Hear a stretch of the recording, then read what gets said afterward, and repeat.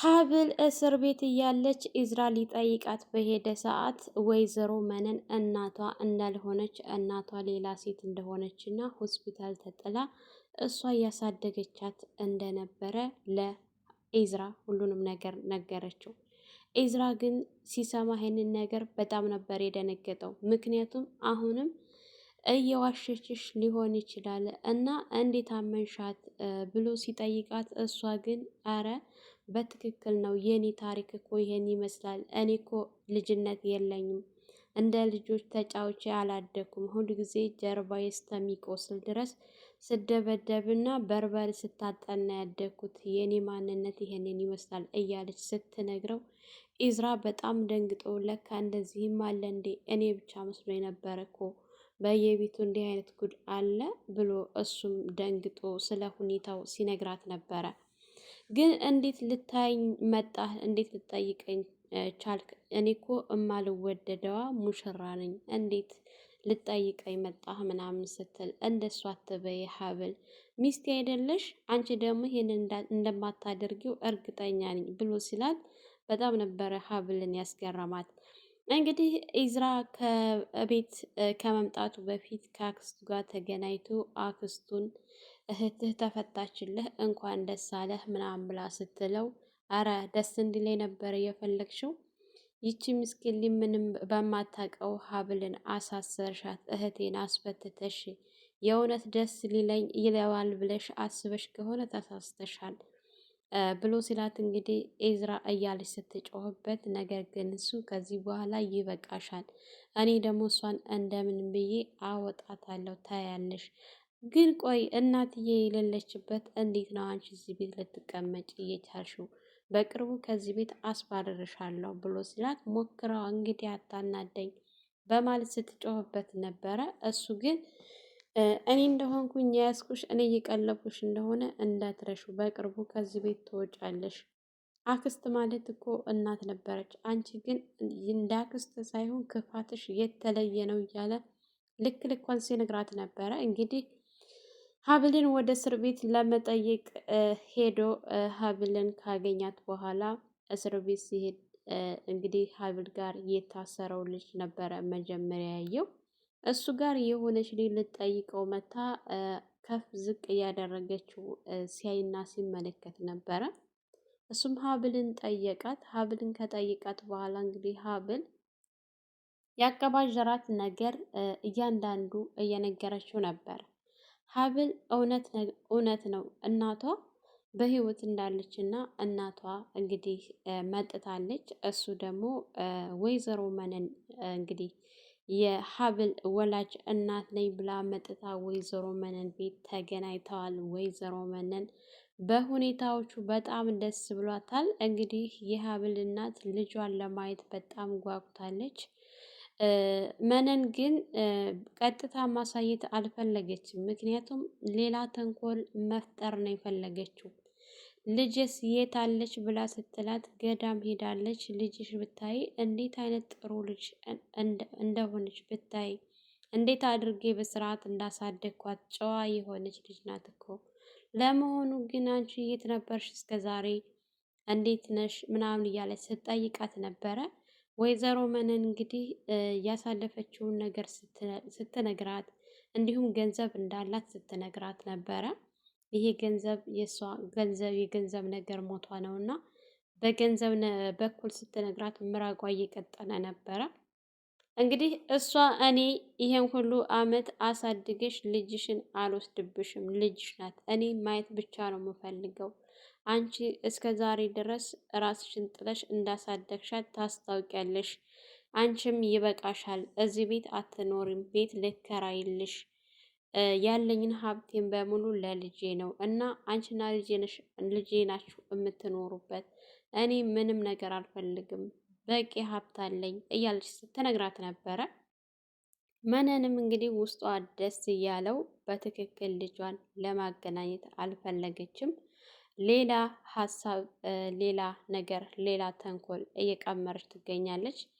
እንግዲህ ኢዝራ እስር ቤት ሊጠይቃት እንደሄደ ሀብልን እዛ የሆነች ልጅ አይቷት ስለነበረ ያችን ልጅ ተከታትሎ ሄዶን አግኝቷት ሻይ ቡና እንበል ብሏት እሷም ደስ ይለኛል በማለት ተከትላው ሄዳ ምግብ እየበሉ ነበር እና አንዳንድ ጥያቄዎችን ሲጠይቃት ቆይ ግን አልገባኝም ዛፓ ነህ እንዴ ስትለው እሱ ግራ ተጋብቶ ዛፓ ምንድን ነው ብሎ ሲጠይቃት ማለቴ ፖሊስ ነሽ እንዴ ብሎ ፖሊስ ነህ እንዴ ስትለው ኧረ እባክሽ አይደለሁም። ቆይ ግን እኔ ገንዘብ ተቀምጦ ሳየው ደስ አይለኝም እና ልወስደው ነው ስትል ችግር የለውም ውሰጂ፣ አንቺ ብቻ እኔ የምልሽን ነገር አድርጊልኝ እንጂ ከዚህ በላይ ገንዘብ በየቀኑ አስታቅፍሻለሁ ብሎ ሲላት እሺ ብላ በደስታ ነበረ ሁሉንም ነገር እየተስማማቸው። ምክንያቱም በገንዘብ ምንም ወደኋላ አትልም። ልጁ በምን ምክንያት ነው የታሰረው እያለ ሲጠይቃት አንዳንድ ነገሮችን ሲነግራት ነበረ። እንግዲህ አንዲት ሀብል የምትባል ሌላ ፍቅረኛ ይዞብኝ እሷ ጋር ነው የታሰረው አሉ። አላወቅኳትም እንጂ ባቃት ኖሮ አለቃትም ነበር፣ እዘለዝላት ነበር፣ እደፋተ ነበር እያለች እንግዲህ እሱ ፊት ስትለፈልፍ ኢዝራ ያሰበውና የጠረጠረው ነገር ስለነበረ ከራሱ ጋር ሲያመሳስለው ነበር። እሷ የምትነግረውን በሙሉ እኔ ያሰብኩት እኔ የጠረጠርኩት ነው።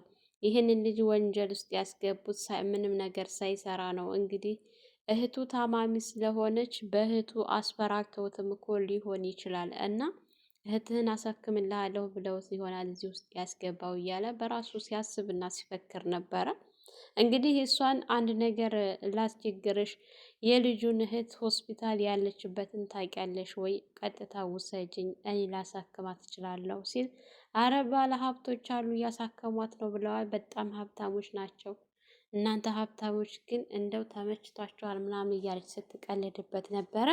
እሱ ግን የእውነት እኔ እየቀለድኩኝ አይደለም እንድታሳይኝ እፈልጋለሁ፣ ገንዘብ ደግሞ እጨምርልሻለሁ ብሎ ሲላት እሺ ነበረ ያለችውና የተስማማችው። አብረው ቁጭ ብለው ምግብ እየበሉ ባሉበት ሰዓት እንግዲህ መነን ደውላላት ነበረ። ቀጥታ መነን ደውላላት ፈልጌሽ ነበረ ስትላት አረ ልጅሽን ለሀብታም እንዳርሽ በቃ እኔን ተውሽኝ እኮ እናንተ ሀብታሞች ሲቸግራችሁ እንጂ ሲደላችሁ እኛ ድሃዎችን መቼ ትፈልጉናላችሁ እያለች ስትላት እሷም እንግዲህ ያሁኑ በጣም ትልቅ ነገር ነው፣ ታስፈልጊኛለሽ፣ እንጠቀምበታለን እና እንገናኝ ስትላት እሺ ነበረ ያለችው ምንም ሳታንገራግር። እንግዲህ ኢዝራ ማን እንደደወለላት አያውቅም። ነገር ግን እሱን የሚጎዳ ነገር ነው። ምክንያቱም እሱን ቀጥታ ባይጎዳውም ሚስቱን የሚጎዳበት ነገር ነበረ አጠገቡ ቁጭ ብላ ስታወራ የነበረው። የሀብል እናት ስትመጣባት በቃ ሌላ ጊዜ ደውልሻለሁ አትጥፊ በማለት ነበረ ስልክ የዘጋችው። እንግዲህ የሀብል እናት መጥታ አለባብሳ ምግብ አብልታ ቁጭ ብለው የተጫወቱ የተዝናኑ ነበር የሚገኘው። የኢዝራ አክስት እህቱን ቁጭ ብለው ባሉበት ሰዓት ይሄ ዲቃላ ወፍ ዘራሽ ስትላት ወንድሜን ነው እንዴ? ለምንድን ነው ዲቃላ ወፍ ዘራሽ የምትዩ? ወንድሜ እንደዚህ እንድትዩ አልፈልግም ስትል እኔና አንቺ ነን ያለነው፣ ሌላ ሰው የለም። ሚስጥር ልንገርሽ፣ ይሄ ወንድሜ የምትዩ ትክክለኛ ወንድምሽ አይደለም ስትላት እየተሳሳስሽ ነው አክስቴ፣ ወንድሜ እንደዚህ እንድትዩ አልፈልግም እና ይበቃሻል ስትላት እና ስታስቆማት ነበረ። እሷ ግን አንቺ ልጅነትሽ አልለቀቀሽም፣ ገና ነሽ። ሚስጥር ልንገርሽ ግን ከኔና ከአንቺ ውጭ መውጣት የለበትም። አንቺ ብቻ ነሽ ደግሞ ይህንን ነገር የማታውቂው፣ ሁሉም ሰው ያውቃል በማለት ነበረ እየነገረቻት ያለችው ማለት ነው። ምህረት በጣም ወንድሟን ስለምትወደው አጸደ ግን በጣም ስለምትቀናበት እንዲሁም ደግሞ ንብረትን በቁጥጥሯ ለማድረግ ስትል ለምህረት ዝም ብላ የሆነውንም ያልሆነውንም ስትነግራትና ስትመርዛት ነበረ። ምህረት እንግዲህ በቃሽ እያለቻት፣ ነገር ግን አጸደ ማወቅ አለብሽ እያለች ቢኒ እሱን ካሳሰረች በኋላ ኢዝራን እንግዲህ እንደፈለገች እየተጫወተችበት ትገኛለች። ኢዝራ አንቺ እንደምታስቢ ወንድምሽ አይደለም፣ መኪና ላይ ተጥሎ የተገኘ ነው።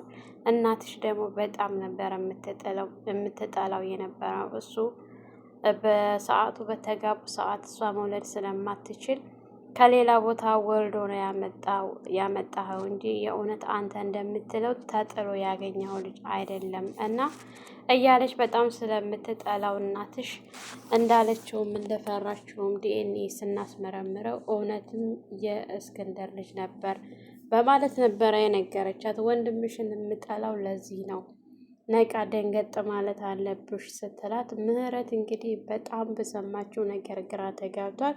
በቃሽ እያለች እየጮኸች እያለቀሰች ታቤት ነበረ የወጣችው ማለት ነው።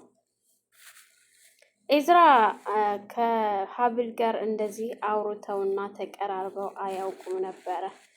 ሀብል የደረሰባትንና አስተዳደጓን ሁኔታዋን በሙሉ ስትነግረው ሰው ማለት እንደዚህ ነው በቃ የኔና ያንቺ ያለፍንበት ነገር አንድ ነው ብሎ ሲላት፣ እንዴት ደግሞ አንተ ምን ሆንክ ስትል፣ መቼስ እናቴ ታሰቃየኛለች፣ እናቴ ተደበድበኛለች ብሎ ማውራት ለሰው ይከብዳል አይደለ?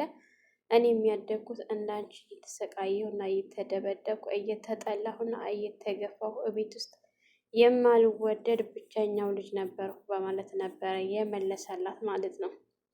እንግዲህ መነን ከሀብል እናት ጋር ተገናኝታ ልብሷን ለባብሳ ዘንጣ ሆቴል ውስጥ ገብታ እየበላች እየጠጣች በነበረበት ሰዓት እንግዲህ የሀብል እናት እንዳጋጣሚ ወጣ ስትልላት ቶሎ ብላ ሌላ ሰው ጋር ነበር የደወለችው። ምክንያቱም ሌላ ሰው ሌላ ልጅሽ ናት ብላ ለማምጣት እያሰበች እና እያቀደች ትገኛለች። ምክንያቱም ሀብል ከእናቷ ጋር እንድትገናኝ አትፈልግም። እናቷ ደግሞ ሀብታም ሆና ስለሆነ የመጣችው ገንዘቡን ሀብል እንዳለ ተወስደዋለች፣ ምንም አታደርግልኝም አሰጠኝም ብላ ስላሰበች እና ስለፈራች የሰው ልጅ አምጥታ ልጅሽ ይህች ናት ብላ እንግዲህ ገንዘቧን በሙሉ ተቀብላ ለመካድ እያሰበች ነው።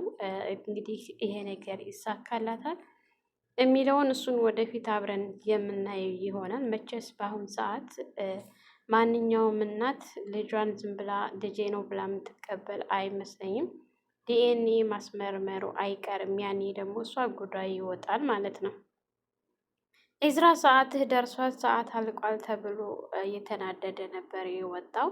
እንግዲህ ኢዝራ እንዳጋጣሚ እዛ እስር ቤት በሄደ ሰዓት ቢኒን የሆነች ልጅ ስትጠይቀው አይቶ ስለነበረ እሷን ሊተከታትሎ ሻይ ቡና እንበል በማለት ነበረ እና እየወሰዳት አንዳንድ ጥያቄዎችን ሲጠይቃት፣ ቆይ ግን አልገባኝም፣ ምንድን ነው አንተ ዛፓ ነህ እንዲህ እያለች ስትጠይቀው፣ ዛፓ ምንድን ነው በወሬ ብዙ ሊግባቡ አልቻሉም። እንግዲህ መጨረሻ ላይ አንቺ እኔ ምልሽን አድርጊልኝ እንጂ አይተሽ የማታውቂውን ገንዘብ ነው የምሰጥሽ እያላት ነበረ። ብቻ አንተ ገንዘብ ስጠኝ እንጂ እኔ ምንም የማልሰራው ነገር የለም፣ ገንዘብ ነው የምፈልገው፣ ገንዘብ ካለ ምንም ስሪ በለኝ እሰራለሁኝ እያለች የቢኒ እህት በጣም የምታሳዝንና ምስኪን እህት፣ በሽተኛ እህት እንዳለችው ስትነግረው ያሰብኩትና የጠረጠርኩት ነገር እውነት ሆነ እያለ ነበረ። እሱንም ያሳሰሩት ወንጀል ወንጅሎ ሳይሆን እህትህን አሳክምልሃለን በማለት እንግዲህ እሱንም ያለ ወንጀሉ እስር ቤት አስገብተውት ይሆናል እያለ በውስጡ እያሰበና እየጠረጠረ ይገኛል። እውነትም ያሰበውና የጠረጠረው እውነት እየሆነለት ነው እየመጣ ያለው ማለት ነው። በጣም ተናዷል። በጣም ተበሳጭቷል በሁኔታው። በተለይ ደግሞ አክስቲቱ አንድ አክስት እንደ እናቱና ማሳደግ ሲገባት ለገንዘብና ለንብረት ብላ በዚህ ልክ ክፋት እያጠነጠነች በዚህ ልክ ክፋቷ የተለየ ነው ማለት ነው። እንግዲህ ከዚህ በኋላ እኔም አስፈልግሃለሁ፣ አንተም ታስፈልገኛለህ፣ እባክህን ኢዝራ ከዚህ አውጣኝ ስትለው ነበረ ሀብል። እሱም ደግሞ ቃል ገብቶላታል፣ አወጣሻለሁ ከዚህ፣ ጠበቃው ሀሪፍ ጠበቃ ነው እና እንደምንም ብዬ አወጣሻለሁ፣ አታስቢ ሀብል እያላት ነበረ። ቆይ ግን አንተ አሁን ላይ እኔን ለማውጣት እንዴት እንደዚህ መተህም ልጠይቀኝ ቻልክ? ምናምን እያለች እሷም በሁኔታዎቹ ተገርማ እኔ እኮ የማልወደድ ሙሽራ ነኝ እያለች እያለቀሰች እያወራች እንግዲህ ሲያባብላት ነበረ። ከእሷ ከወጣ በኋላ መነንን ፍለጋ ነበረ እየሄደ የነበረው። እንግዲህ መነን አገራማን ብላ ምግብ ቤት ገብታ እየበላች እየጠጣች ከሀብል እናት ጋር እየተጫወተች በነበረበት ሰዓት ሳታስበው ብቅ ሲልባት መነን የምትይዘው የምትጨብጠው አታ ኢዝራ እያለች ነበረ የተጣራችው ማለት ነው። የሀብልም እናት ዞር ብላይታው ደንግጣለች። ምክንያቱም ስለደነገጠች እሷንም ስላስደነገጣት በሁኔታዎቹ ግራ ተጋብታ ዞራ እየተመለከተችው ነበር። እሱ ደግሞ ፊቱ ላይ በጣም ንዴት ያስታውቅበታል። በጣም ተናዷል፣ ተበሳጭቷል። እሷ ወዳለችበት ነበረ እንግዲህ ሰተት ብሎ እየገባው። እሷም እሱን ስታየው ለመሸሽ ሙከራ እየሞከረች ነበረ። እንግዲህ ኢዝራ የእውነት የሀብልን እናት ቀጥታ ከእናቷ ጋር ያገናኛታል ወይስ ደግሞ መነን እንዳሰበችው ተንኮሏን ትቀጥልበታለች? እንግዲህ ይህንን አብረን የምናየው ይሆናል። ሰላም ሰላም! ውድና የተከበራችሁ የቻናላችን ቤተሰቦች እንኳን ሰላም መጣችሁ። ለልጅ ሙቤ አዲስ የሆናችሁ ላይክ፣ ሸር፣ ሰብስክራይብ በማድረግ ቤተሰብ እንድትሆኑ እያልኩኝ ዛሬ የነበረን ይሄን ይመስል ነበረ። በሌላ ቪዲዮ ተመልሼ እስከመጣ መልካም ቆይታ ይሆንላችሁ።